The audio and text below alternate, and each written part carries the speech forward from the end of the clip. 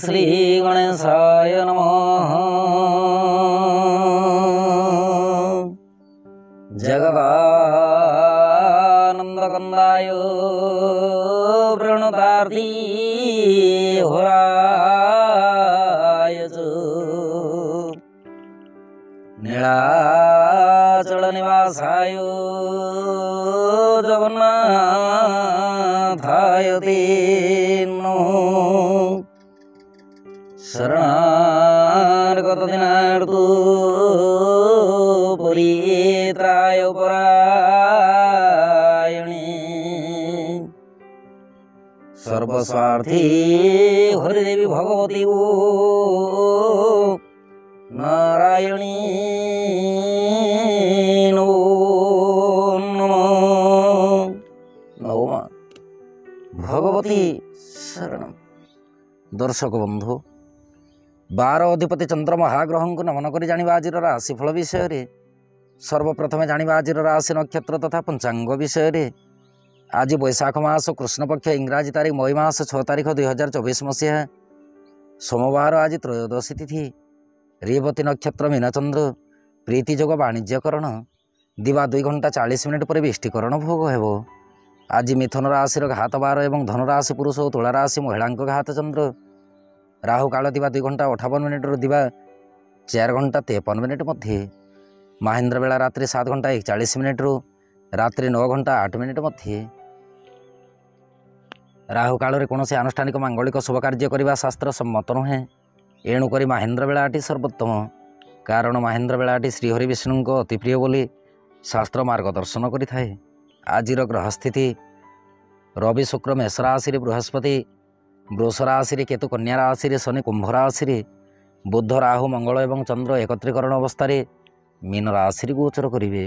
दर्शक बंधु राशिफल जानिबा आगुरी जानिबा आज दिव्य चिंतन विषय। दिव्य चिंतन रे अछि जड़े दर्शिका प्रश्न।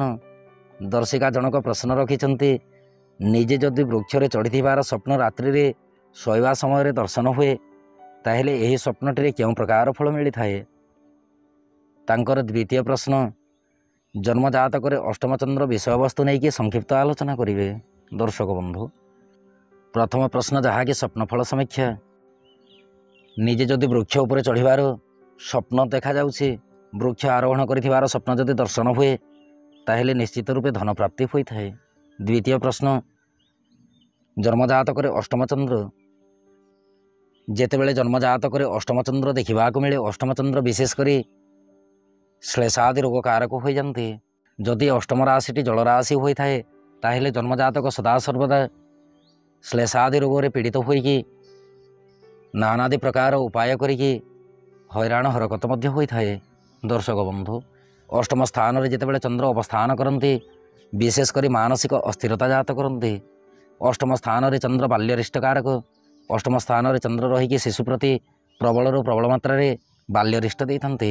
एणुक चंद्र जदि अष्टम स्थान में रही ताहेले भूत भावन शंकर भगवान आश्रय नियंतु। अष्टम चंद्र निश्चित रूपे शुभ फल प्रदान करिवो। काहेकिना शंकर भगवान जटारे चंद्रंकर बसती।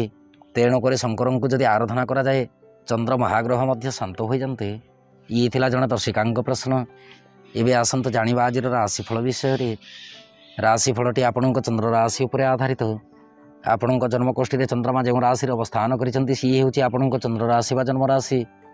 जदि आपण निजर जन्म राशि जानि नाहंती ताहेले प्रचलित नाम राशि अनुसार राशिफलटी देखिपारे। चंद्रमा आज बुधंक नक्षत्र रे मीन राशि गोचर करेंगे। नक्षत्राधिपति एकत्रीकरण अवस्था रहीकि गोचर करुथिबारु मेष राशि व्यक्ति विशेषों दिनटे कार्यक्षेत्र और व्यवसाय मनस्ताप वृद्धि हेब। सरकारी बेसरकारी कर्म को लेकिन आशातीत फल प्राप्ति विलंब जोग संघटित हेब। दाम्पत्य और प्रेम संपर्क मध्यम उत्तम अटे। आर्थिक दृष्टिकोण देखा गले आर्थिक स्थिति विशेष सुखदायक नुहे। स्वास्थ्य शरीर प्रति यत्नशील रहतु। यात्रापाई दिनटी आद्य सुखद नुहे। विद्यार्थी और महिला मान कार्यक्षेत्र में तरतर निष्पत्ति नहीं संतापित हो पारती। आपण शुभ रंग आज हलदी वर्ण रंग शुभ अंक 3। आपण आज दुर्गा नवाक्षरी मंत्र पठन करंतु। दिनटी अत्यंत सुखदायक हेब। वृष राशि व्यक्ति विशेषों दिनटी चंद्रमा राशि ठार एकादश स्थान गोचर करेंगे। फल कार्यक्षेत्र और व्यवसाय पदोन्नतिर सूचना अच्छी। सरकारी बेसरकारी कर्म को लेकिन आय स्थिति सबल रहिबो।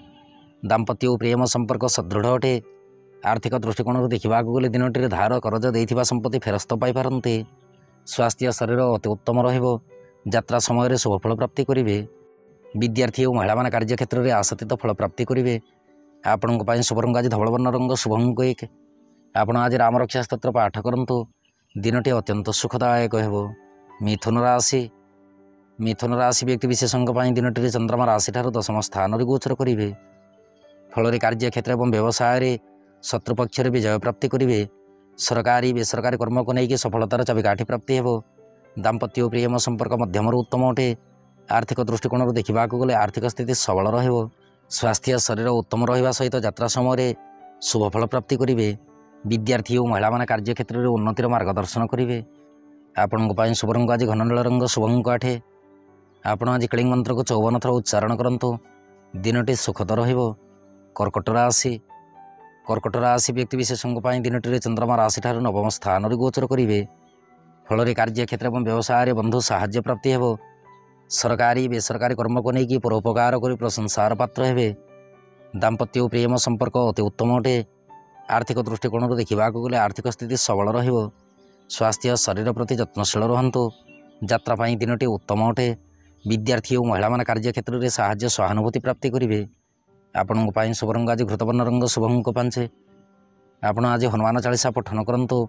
दिनटी अत्यंत सुखदायक हो।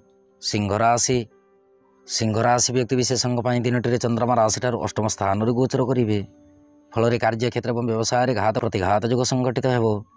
सरकारी बेसरकारी कर्म को लेकिन अपव्यय खर्चर सूचना अच्छी। आईन अदालत कर्म जदि किछि थाए ताहेले बुद्धि विचारिकी कर्म संपादन करंतु।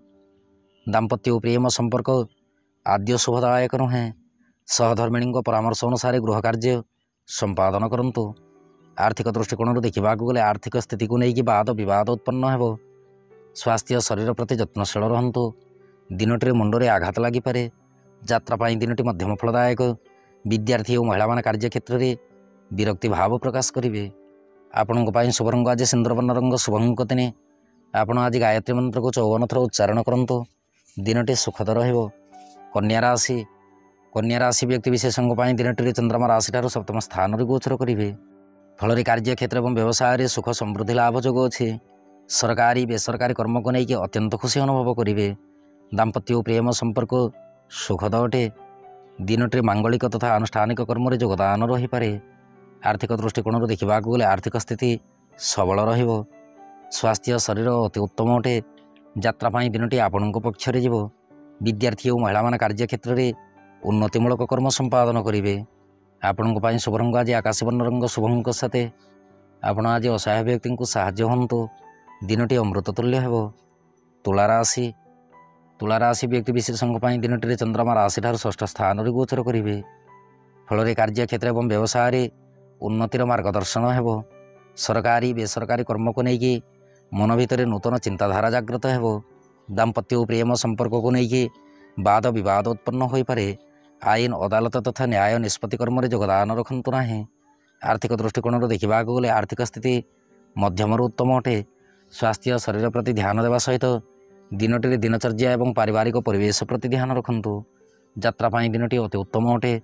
विद्यार्थी और महिला कार्य क्षेत्र में तरतर निष्पत्ति नहीं संतापित हो पारती। आपण शुभ रंग आज धवलवर्ण रंग शुभ अंक 9। आपण आज शीतकुंजिका मंत्र पठन करंतु। दिनटी अत्यंत सुखदायक हो। बिछा राशि व्यक्ति विशेषों दिनटी चंद्रमा राशि ठार 5म स्थान गोचर करेंगे। फल कार्य क्षेत्र और व्यवसाय उन्नतिमूलक कर्म संपादन हो। सरकारी बेसरकारी कर्म को लेकिन परचर्चा समय अतिवाहित करेंगे। दाम्पत्य और प्रेम संपर्क सदृढ़ रहिबो। आर्थिक दृष्टिकोण देखा गले आर्थिक स्थिति अति उत्तम अटे। स्वास्थ्य शरीर सुखद रहिबा सहित संतान संतति कार्यकलाप को लेकिन शांतिर वातावरण रहिबो। यात्रा पाई दिनटी सुखद अटे। विद्यार्थी और महिला कार्य क्षेत्र में अन्य उपर निर्भरशील रहिबे। आपण शुभ रंग आज सिंदूरवर्ण रंग शुभ अंक 5। आपण आज छोट शिशुकन्या को किसी भोजन द्रव्य दान करंतु। दिनटी अमृत तुल्य हो। धनुराशि व्यक्ति विशेषों दिनटी चंद्रमा राशि ठार 4थ स्थान गोचर करेंगे। फल कार्य क्षेत्र और व्यवसाय अशांतिर वातावरण रही पारे। सरकारी बेसरकारी कर्म को लेकिन मन भितर संतापित चिंताधारा जागृत हो पारे। दाम्पत्य और प्रेम संपर्क आद्य शुभदायक नुहे। गृह गच्छित संपत्ति उपर कड़ा नजर रखु। दिनटी द्रव्य नष्टर सूचना अच्छी। भू संबंधी कार्यकलाप को लेकिन वाद विवाद उत्पन्न हो पारे। आर्थिक दृष्टिकोण देखा गले आर्थिक स्थिति मध्यम उत्तम रहिबो। सहधर्मिणी स्वास्थ्य शरीर प्रति प्रबल मात्रा यत्नशील रहिबा नितांत आवश्यक। स्वास्थ्य शरीर विशेष सुखदायक नुहे। यात्रा दिनटी मध्यम फलदायक। विद्यार्थी और महिला मान कार्य क्षेत्र में अन्य उपर निर्भरशील रहिबे। आपण शुभ रंग आज हलदी वर्ण रंग शुभ अंक 3। आपण आज क्लिंग मंत्र को 54 थर पठन करंतु। दिनटी अत्यंत सुखदायक हेबो। मकर राशि व्यक्ति विशेषों दिनटी चंद्रमा राशि ठार तृतीय स्थान गोचर करेंगे। सरकारी बेसरकारी कर्म को लेकिन उपरिस्थ कर्मचारी प्रशंसा लाभ करेंगे। दाम्पत्य और प्रेम संपर्क अति उत्तम अटे। आर्थिक दृष्टिकोण देखा गले आर्थिक स्थिति मध्यम उत्तम रहिबो। स्वास्थ्य शरीर प्रति ध्यान देवा सहित दिनटी बाक्शुद्धि नितांत दरकार। यात्रा दिनटी अमृत तुल्य। विद्यार्थी और महिला मान कार्य क्षेत्र में सफलतार चाबिकाठी प्राप्ति करेंगे। आपण शुभ रंग आज घन नील रंग शुभ अंक 6। आपण आज शिव मंदिर में पंचामृत अर्पण करंतु। दिनटी अत्यंत सुखदायक हेबो। कुंभ राशि व्यक्ति विशेषों दिनटी चंद्रमा राशि ठार द्वितीय स्थान गोचर करेंगे। फल कार्य क्षेत्र और व्यवसाय चिंतित रही पारती। सरकारी बेसरकारी कर्म को लेकिन कार्यटी अधूरारे रही पारे। दाम्पत्य और प्रेम संपर्क मध्यम उत्तम रहिबो।